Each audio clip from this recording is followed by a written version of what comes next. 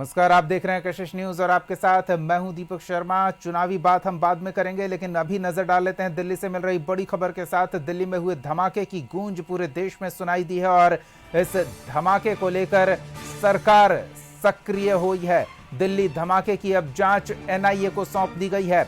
गृह मंत्रालय ने एनआईए को इस मामले की जांच पड़ताल सौंप दी है। आपको बता दें कि एनआईए की जांच का दायरा बढ़ाया गया है और एनआईए को जांच सौंपे जाने से साफ पता चल रहा है कि इस धमाके में बाहरी साजिशकर्ता की संलिप्तता रही होगी, तभी जांच का जिम्मा एनआईए को सौंपा गया है। बड़ी खबर इस समय की आपको बता रहे हैं, गृह मंत्रालय ने उच्च स्तरीय बैठक के बाद धमाके की जांच एनआईए को सौंप दी है। बड़ी खबर इस समय की आपको बता रहे हैं, दिल्ली धमाके की जांच अब एनआईए की टीम को सौंप दिया गया है।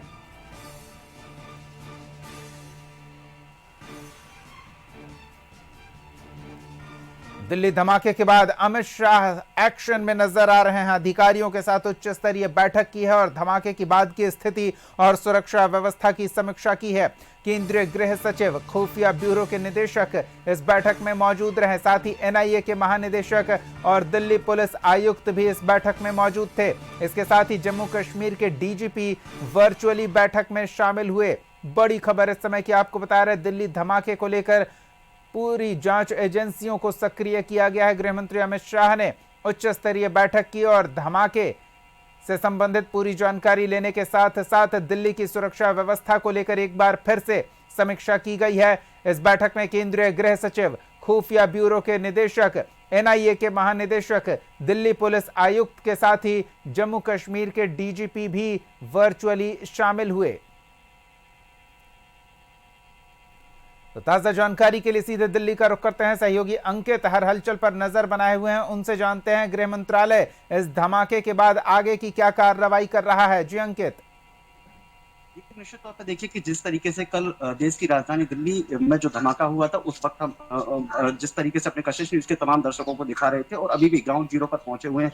देखिए, ये पूरा इलाका इसको छावनी में तब्दील कर दिया गया है। जगह जगह पर दिल्ली पुलिस के जो तमाम अधिकारी हैं वो तैनात कर दिए गए, तमाम बैरिकेड्स लगाए गए और जो भी यहाँ पर स्थानीय निवासी निकल रहा है उसकी संगीन चेकिंग अभियान के माध्यम से उसकी जांच पड़ताल की जा रही है। उससे पूछा जा रहा है कि आगे आप कहाँ जाएंगे और क्यों यहाँ घूम रहे हैं। ऐसे में अगर हम बात करें तो यहाँ पर तमाम जो एम्बुलेंस है वो लगा दी गई है, किसी प्रकार की फिर दोबारा से कोई अनहोनी ना हो पाए। सुरक्षा के लिहाज से अगर हम बात करें तो यहाँ पर फायर ब्रिगेड की जो तमाम गाड़ियां हैं वो मौके पर मौजूद है। और देखिए, जिस तरीके से यहाँ पर कल धमाका हुआ था, 9 लोगों ने अपनी जान गंवाई, 16 से 17 लोग दिल्ली के एलएनजेपी अस्पताल में थे। देश के प्रधानमंत्री नरेंद्र मोदी लगातार पल पल की अपडेट ले रहे थे। प्रधानमंत्री नरेंद्र मोदी अभी भूटान दौरे पर हैं और उन्होंने भूटान दौरे पर जो अपना भाषण दिया उसमें कहीं ना कहीं कल के घटनाक्रम का जिक्र किया। उन्होंने कहा है कि जो भी इस पूरे घटनाक्रम में शामिल है उनको बिल्कुल बख्शा नहीं जाएगा, उन पर जो भी कार्रवाई है वो हमारी जांच एजेंसियां करेंगी। उससे ठीक पहले आपने देखा होगा गृहमंत्री के आवास पर एक बड़ी बैठक का आयोजन किया गया, जिसमें तमाम जो सुरक्षा अधिकारी है वो पहुंचे हुए थे, गृह मंत्रालय के सचिव पहुंचे हुए थे, गृह मंत्री अमित शाह भी पहुंचे हुए थे। तमाम जो अधिकारी हैं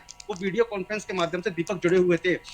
निश्चित तौर पर गृह मंत्रालय की तरफ से जो पूरा घटनाक्रम हुआ उसकी जांच के लिए एनआईए को आदेश दे दिया गया। पूरी जांच यानी कि एनआईए को सौंप दी गई है। यहाँ पर जो तमाम मीडिया का जमावाड़ा वो लगा हुआ है और जिस जगह कल घटनाक्रम हुआ था वो पूरे एरिया को सील कर दिया गया और वहां पर यानी कि टेंट के माध्यम से पूरे उस एरिया को कवर कर दिया गया है। धमाका इतनी तेज था कि यहाँ से तकरीबन 500 से 600 मीटर की दूरी पर जो भी लोग यहाँ पर निकल रहे थे वो एकदम सहम गए थे, डर गए थे। और धमाका इतना बड़ा था कि जो व्यक्तियों ने यानी कि 9 लोगों ने अपनी जान गंवाई है, उनके जो बॉडी के छिचड़े थे वो काफी दूर दूर तक गए थे।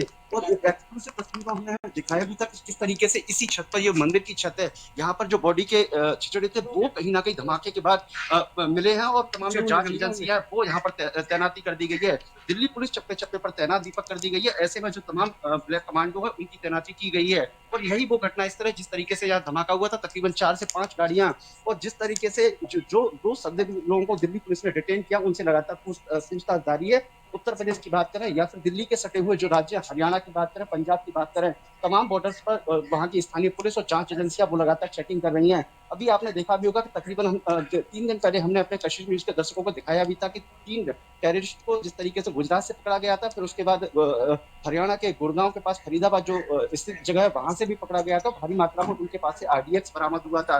कल जो i20 गाड़ी है, जिस तरीके से एक डॉक्टर का नाम सामने निकल कर आ रहा है, वो तकरीबन 3:30 बजे से वो गाड़ी दिल्ली के तमाम हिस्सों में लगातार मूवमेंट कर रही थी। जिस तरीके से वो लाल किले के सामने जब आके गुजरती है तो वहां पर कहीं ना कहीं उस गाड़ी में एक बड़ा ब्लास्ट होता है। अभी लगातार चेकिंग अभियान जारी है। ऑफिशियल की अगर हम बात करें तो ऑफिशियल अनाउंसमेंट अभी तक बिल्कुल नहीं किया गया। तमाम जो जांच एजेंसियां हैं वो हम्म। लगातार उनको जांच सौंपी गई है। देखने वाली बात ये होगी जिस तरीके से गृह मंत्रालय की तरफ से एनआईए को जांच सौंपी गई है। गृह मंत्री अमित शाह लगातार पल पल की अपडेट ले रहे हैं। प्रधानमंत्री 2 दिवसीय भूटान दौरे पर गए, लेकिन वो गृह मंत्री अमित शाह और जो तमाम जो अधिकारी हैं उनके संपर्क में है।